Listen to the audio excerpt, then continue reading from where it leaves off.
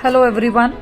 The next part of the speaking tips, idiomatic expression, is a must. The examiner looks forward for a variety of idiomatic expressions when you speak. Now, the biggest question is how to use idioms. Let us learn some of the idioms to express your feelings of happiness. As in the cue card, you're always asked about your feelings in the last given cue.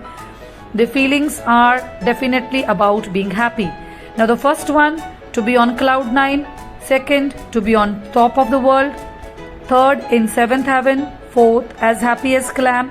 Fifth, to be over the moon. Sixth, walking on air. Seventh, like a dog with two tails. So these can be easily used to express your feelings of happiness, and these are quite easy to put into the cue card when you create your own story. For example, I am on cloud nine when I am preparing the video for my viewers. I am feeling on the top of the world because people like such videos.